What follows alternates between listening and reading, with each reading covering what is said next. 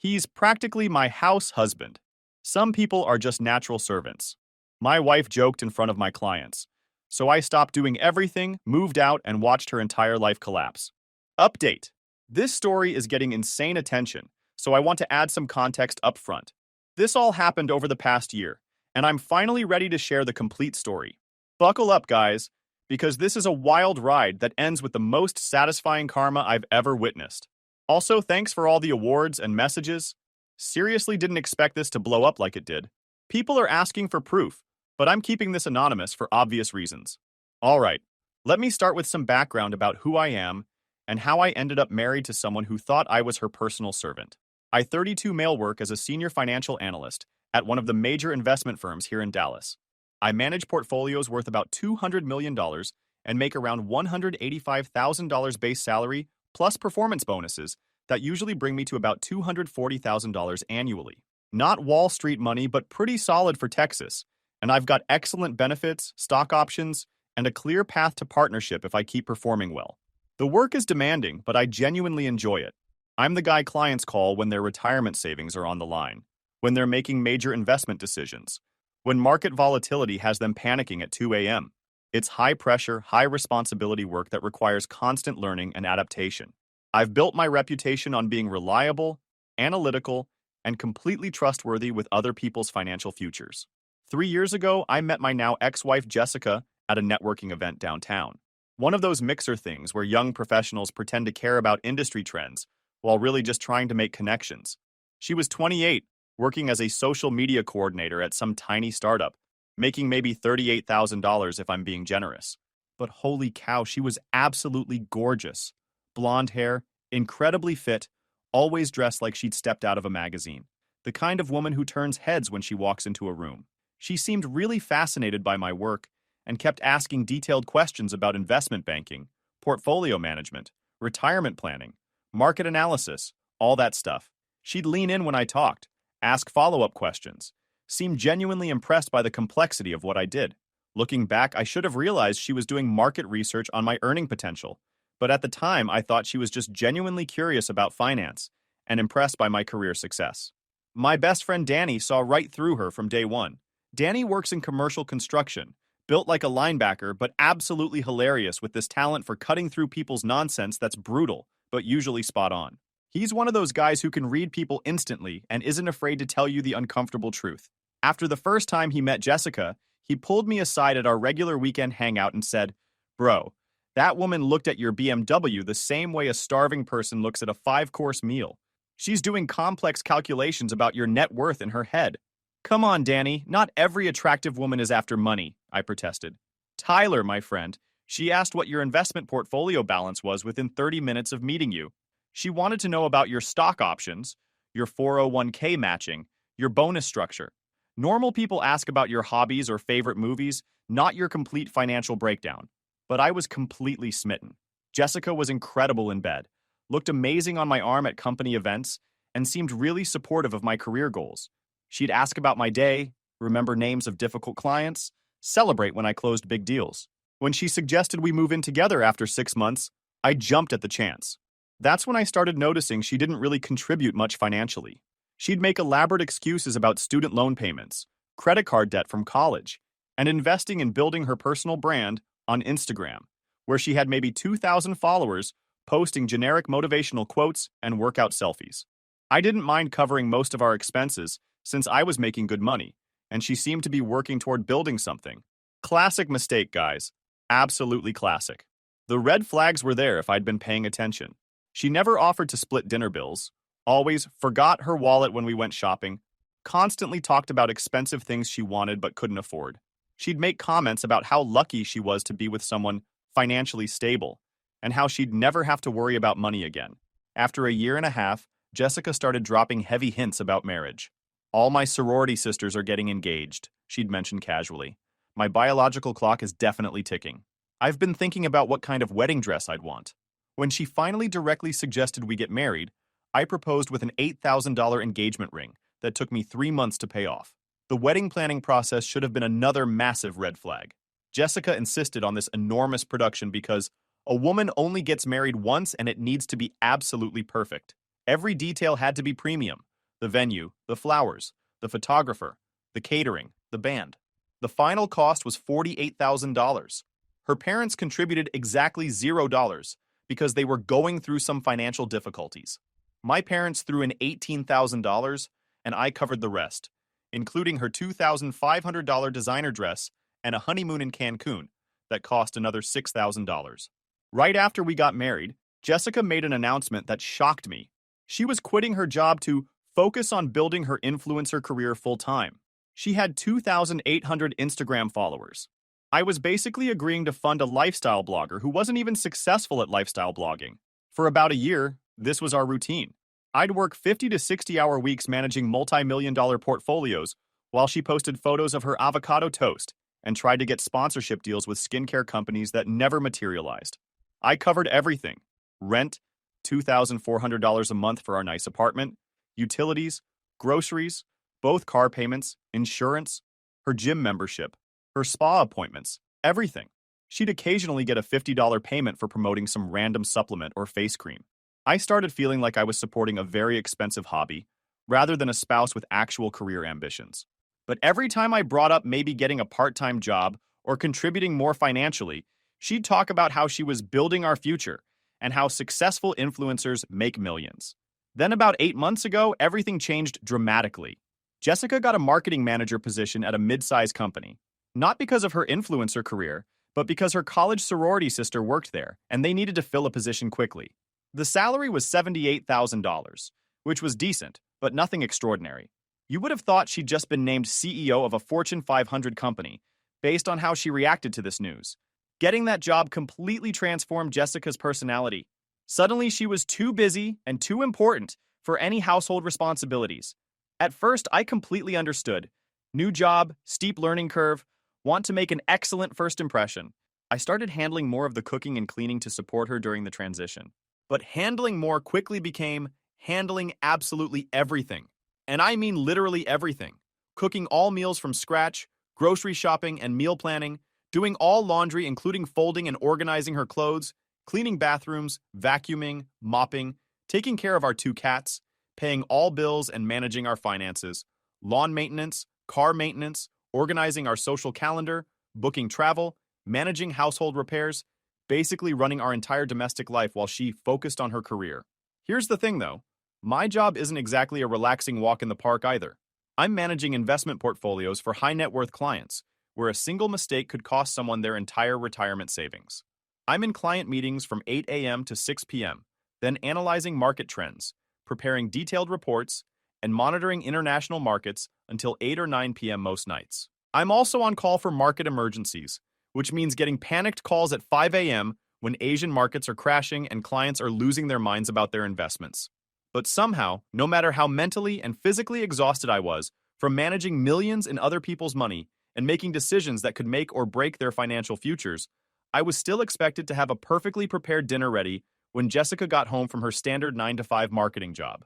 The few times I tried to bring up maybe sharing household duties more equitably, she'd wave me off with elaborate excuses. You know I'm still learning the complexities of my new role?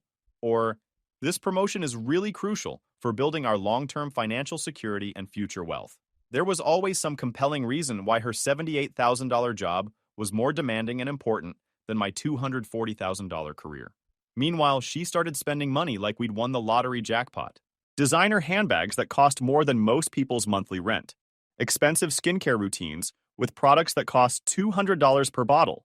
Weekly spa appointments for massages and facials. Premium gym membership with personal training sessions. Monthly shopping expeditions that regularly exceeded $2,000. When I questioned these expenses, she'd justify every purchase as an investment in my professional image or essential networking expenses for career advancement. She also started acting completely different around my colleagues, friends, and professional contacts. At company events, she'd introduce herself as, "Jessica, I'm in corporate marketing at a major firm," and immediately start conducting what amounted to financial interviews with everyone she met. She'd ask about their jobs, their salaries, their investment strategies, their real estate holdings, their parents' financial status. It was like watching someone conduct wealth assessments at social gatherings. Danny noticed this behavior immediately and wasn't subtle about pointing it out. "Dude, your wife just asked my date what her parents do for work. then followed up by asking if they own or rent their house and what neighborhood they live in. At a birthday party. That's not normal small talk. That's comprehensive wealth assessment. But maybe she's just trying to network professionally. Tyler, she asked 3 different people about their 401k contribution percentages and investment allocation strategies. At a barbecue. She's not networking. She's building a detailed database of everyone's complete financial status and net worth. But I kept making excuses for her increasingly obvious gold-digging behavior. I was still thinking with my heart instead of my brain. The real wake-up call came at my company's annual client appreciation event last month. I should have seen the warning signs when Jessica spent $425 on a completely new outfit specifically for my company's annual event. I need to make exactly the right impression on your colleagues and clients, she explained while modeling the dress. This could be incredibly important for your career advancement and our long-term financial future. The event was held at this upscale country club downtown, with about 200 of our most important clients and all company employees attending. Jessica immediately went into what I now recognize as full predatory gold digger mode, working the room like she was running for political office. She was systematically asking everyone about their investment strategies, their real estate portfolios, their children's college funds, their retirement planning approaches. I was absolutely mortified, but trying to play it cool and professional. These were my clients, people who trusted me with their most important financial decisions and their families' financial futures. Having my wife conducting detailed financial interrogations was incredibly unprofessional and potentially damaging to relationships I'd spent years building. About an hour into the event, I got an urgent call from one of my junior analysts. We had a major client whose $15 million portfolio was getting absolutely hammered by unexpected market volatility in the energy sector, and they were threatening to pull their entire account if we didn't have a comprehensive solution immediately.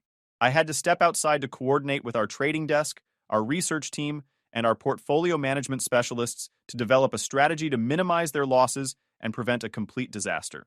The call took about 25 minutes of intense problem solving. We had millions of dollars on the line, and a client who was understandably panicking about potentially losing a significant portion of their wealth. This is exactly the kind of high-stakes emergency that can make or break entire careers in my industry, and handling it successfully was crucial for maintaining both the client relationship and my professional reputation. When I finally came back inside, I couldn't find Jessica immediately. The venue was large and crowded with people mingling in different areas. I was systematically scanning the room when I heard her distinctive voice coming from a group of people gathered near the main bar area. That's when I heard the words that completely changed everything. Honestly, Tyler's basically become my house husband at this point. He does absolutely all the cooking, cleaning, laundry, grocery shopping. I barely have to think about any domestic stuff anymore. It's like having live-in help, except it's even better because I don't have to pay him a salary or deal with employment taxes. The group laughed appreciatively, clearly entertained by her description. Someone commented, "That sounds incredibly convenient for you." Jessica continued with obvious pleasure and satisfaction. "Oh, it really is perfect. He's actually fantastic at all of it, too. Some people are just naturally suited for domestic work, you know?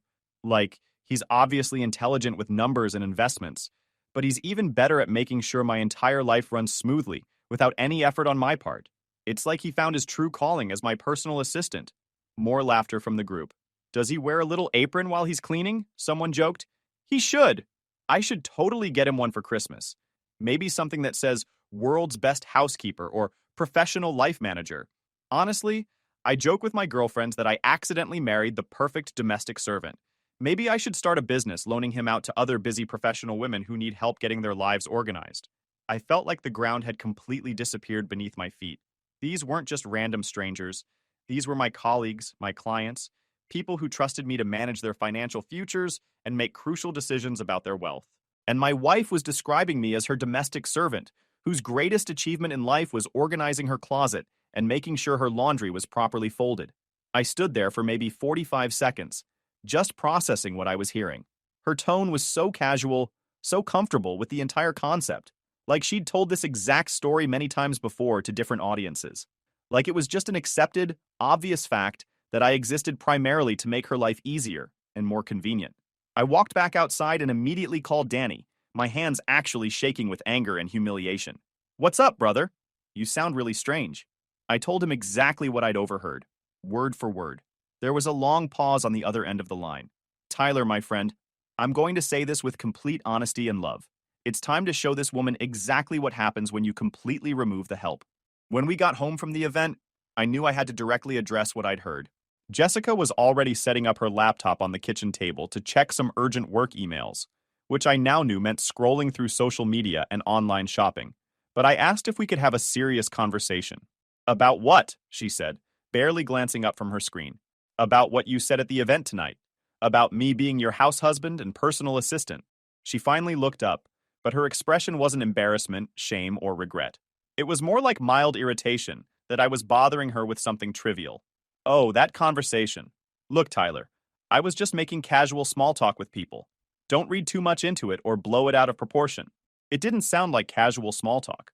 It sounded like you genuinely think I'm your domestic employee whose primary purpose is serving you. She closed her laptop with an exaggerated sigh of annoyance. Fine. Let's discuss this if it's really so important to you. What exactly has upset you? I'm upset that you're telling my colleagues and clients that I'm basically your personal servant. I'm upset that you think it's amusing and entertaining that I handle all the household responsibilities while you contribute absolutely nothing to our domestic life. Tyler, let's be completely realistic about this situation. You're genuinely good at domestic tasks and household management. You're naturally organized, detail-oriented. You actually seem to enjoy cooking and cleaning. Meanwhile, I'm focused on advancing my career and building our future wealth and financial security. It just makes logical sense for us to utilize our respective strengths and natural talents. Our strengths?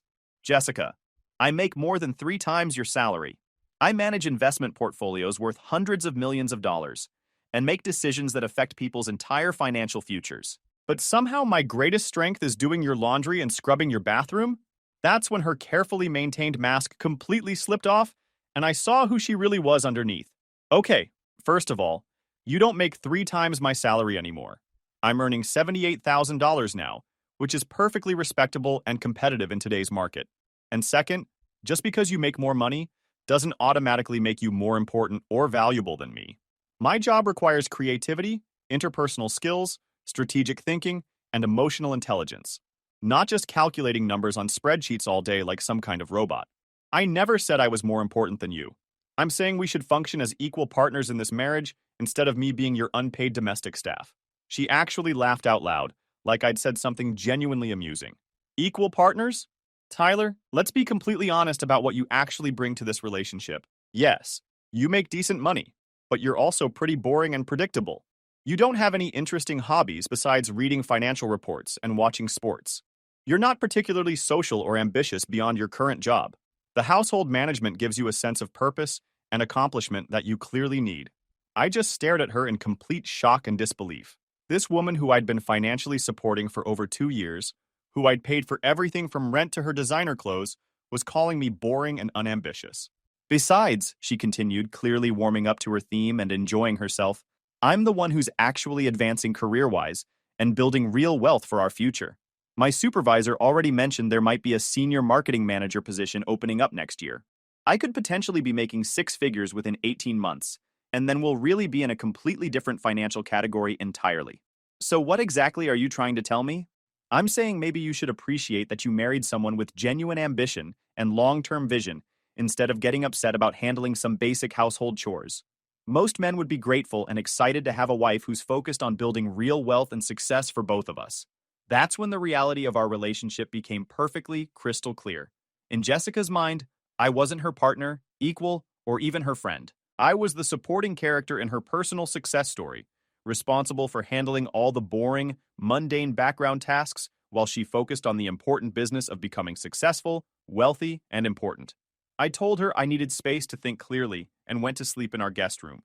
She called after me that I was being overly dramatic and insecure about traditional gender roles, and threatened by successful women. But lying there in that bed, staring at the ceiling, I started thinking seriously about what Danny had suggested about completely removing the help from her life. The next morning, I decided to conduct a real-world experiment. I wanted to see exactly how much Jessica actually contributed to our household beyond her impressive $78,000 marketing salary and her constant criticism of my character. So I stopped doing everything. Completely, totally stopped. No more cooking elaborate meals or even basic breakfast. No more cleaning anything anywhere in the house. No more grocery shopping or meal planning. No more laundry or clothing care. No more bill paying or financial management. No more cat care or pet responsibilities. No more lawn maintenance or household repairs. Absolutely nothing. Wednesday morning, Jessica came downstairs expecting her usual fresh coffee, prepared exactly how she liked it, and her breakfast ready to go. Instead, she found me eating a simple bowl of cereal and getting ready for work like nothing had changed. "Where's my coffee?" she asked, genuinely confused and slightly annoyed. "Coffee beans are in the cabinet. Coffee maker's right there on the counter where it's always been. But you always prepare the coffee in the morning. You know exactly how I like it. I always did lots of things around here. I'm trying a completely new approach to our relationship." She looked genuinely baffled, but attempted to make her own coffee. Very badly. She had absolutely no idea about the proper coffee-to-water ratio, water temperature, or brewing time, and it came out looking like muddy water and tasting even worse. I left for work without preparing her breakfast, packing her lunch, or laying out her work clothes like I'd been doing every single day for months. Thursday morning, exact same routine, except now there were dirty dishes piled up in the sink from her failed attempt at making dinner the previous night. She'd somehow managed to burn frozen pizza in the microwave, which I didn't even know was possible. Friday, the laundry basket was overflowing with dirty clothes, and she was completely out of clean, appropriate work attire. "Tyler, could you please just run one quick load of laundry? I literally have nothing appropriate to wear to work tomorrow. I'm sure you'll figure something out. There are instructions on the washing machine." She ended up wearing the same outfit from Tuesday, just hoping nobody at her office would notice or care. By Saturday, our house looked like an absolute disaster zone. Dishes stacked everywhere, trash overflowing onto the floor, both cats meowing desperately and constantly because she kept forgetting to feed them or clean their litter box, and Jessica wandering around in dirty pajamas, looking completely lost, overwhelmed, and helpless. "This is absolutely ridiculous and childish," she announced dramatically. "You're being vindictive and petty." "I'm being what exactly?" "You're punishing me because your fragile feelings got hurt. This is what immature children do when they don't get their way, instead of communicating like responsible adults. Or maybe this is exactly what happens when your personal assistant decides to quit without notice." Sunday morning, I packed a large suitcase and loaded my car with everything I'd need for an extended stay elsewhere. "Where do you think you're going?" she demanded, following me outside. "Danny's place. I'm going to stay there for a while and think about our relationship." "You absolutely cannot just leave. We have responsibilities and obligations here." "You keep saying we, but I honestly don't think that word means what you think it means." And I drove away, leaving her standing in our driveway, wearing dirty pajamas, surrounded by the complete chaos of a house she'd never actually learned to manage or maintain. Danny's place is basically paradise for guys. Huge flat-screen television, premium gaming setup, pool table, fully stocked kitchen, and a deck with a fantastic view of the city. "Welcome to Casa Danny," he said when I arrived with my bags. "Your room comes with front row seats to watch your wife's complete mental breakdown in real time."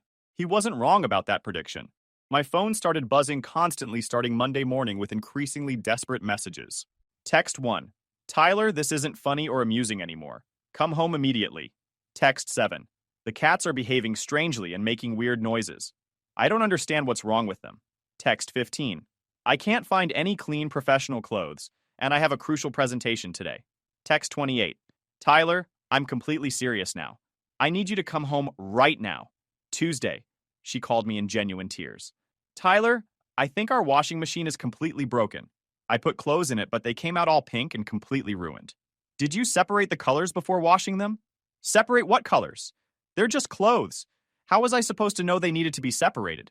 She'd washed her expensive white work blouses with a bright red dress.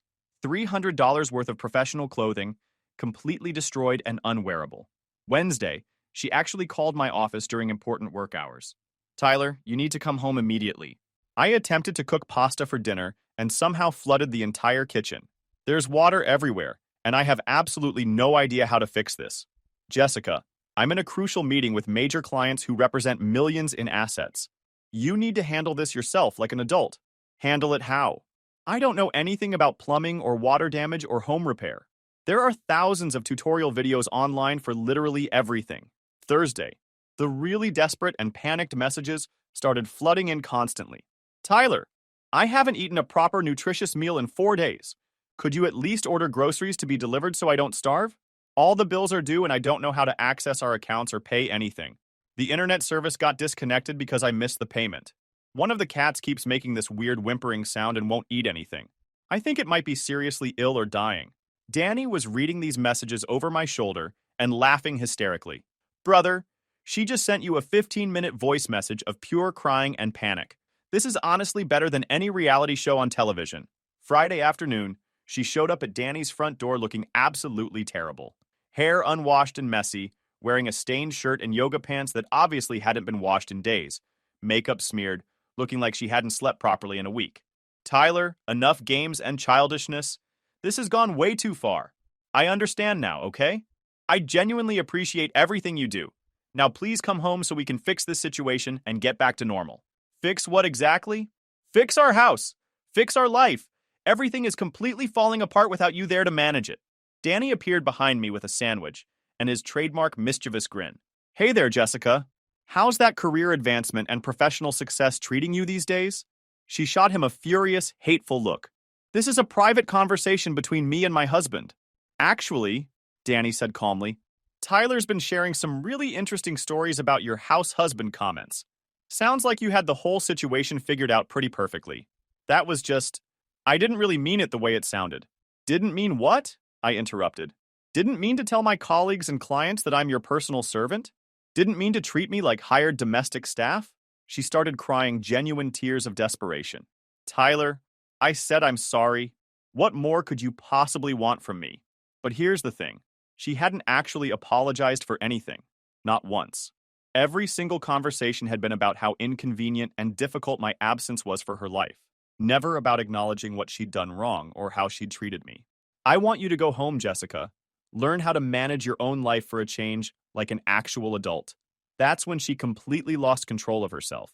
Started screaming about how I was abandoning her, how this wasn't what marriage was supposed to look like, how I was being vindictive, cruel, and emotionally abusive. Danny stepped forward calmly. Lady, you called my best friend your house husband in front of his professional colleagues. You treated him like he exists solely to make your life more convenient and comfortable, and now you're angry that he won't come running back to serve you? That's really something special. She left, but not before shouting that I'd regret this decision for the rest of my life and that she wouldn't forget how I'd treated her during her time of desperate need. This is where the story gets absolutely beautiful and satisfying, guys. 2 weeks into my stay at Danny's comfortable place, I got a call from my colleague who works in the same downtown building as Jessica's company. Dude, you absolutely need to hear this incredible story. Your wife is having a complete professional meltdown at work.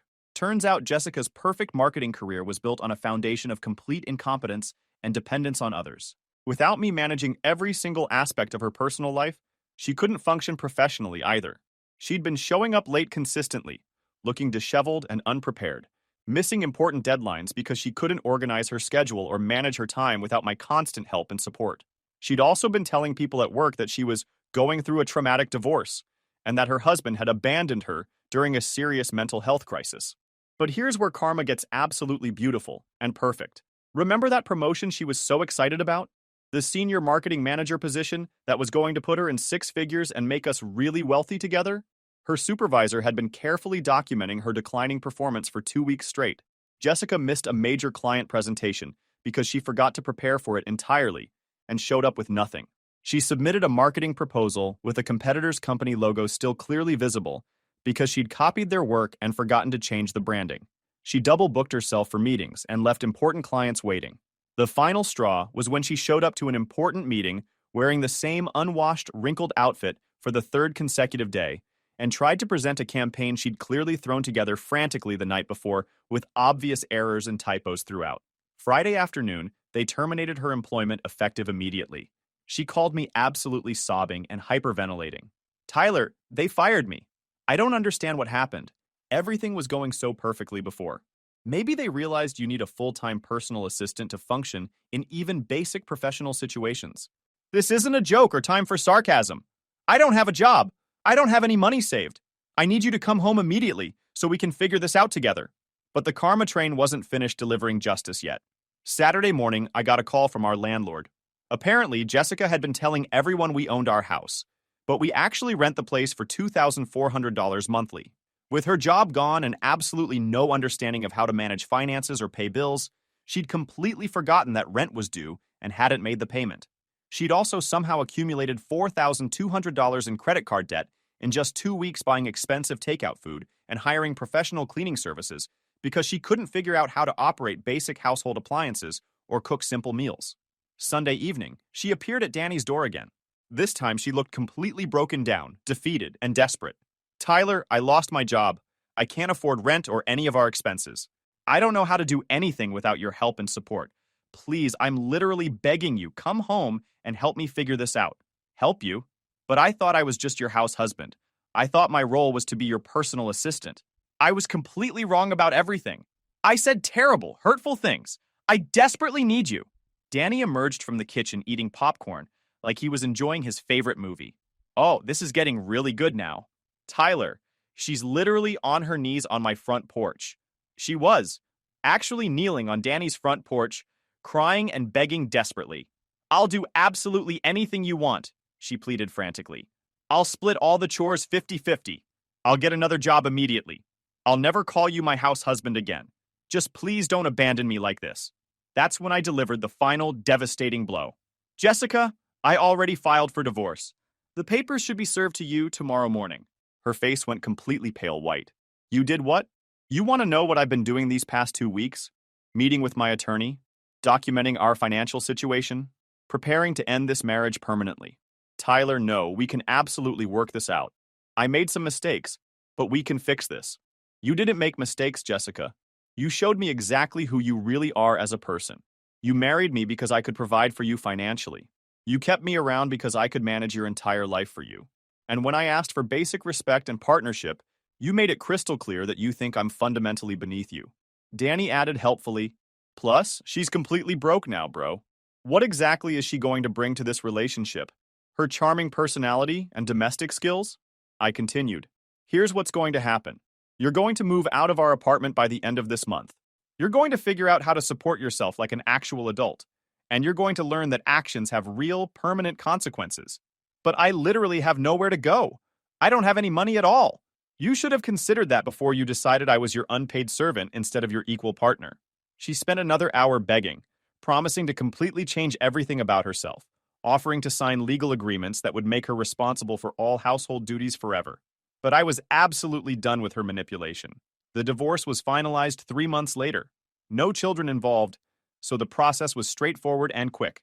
I kept my retirement accounts, my stock options, my car, and most of our shared assets. She got whatever debt she'd managed to accumulate, and a harsh lesson about what happens when you bite the hand that feeds you. Last I heard through mutual acquaintances, Jessica moved back in with her parents at age 29 and is working retail at a department store making minimum wage. She apparently tells people that her ex-husband couldn't handle her professional success, and that's why the marriage ended. My new girlfriend Sarah thinks the whole situation is hilarious. She's incredibly successful in her own right, manages her own finances, cooks her own meals, and treats me like an actual equal partner.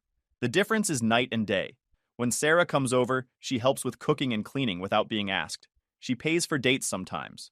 She respects my time and career. It's amazing what a healthy relationship actually looks like when you've been in such a toxic one. The funniest part is that Jessica tried to friend request Sarah on social media multiple times. Sarah showed me the messages.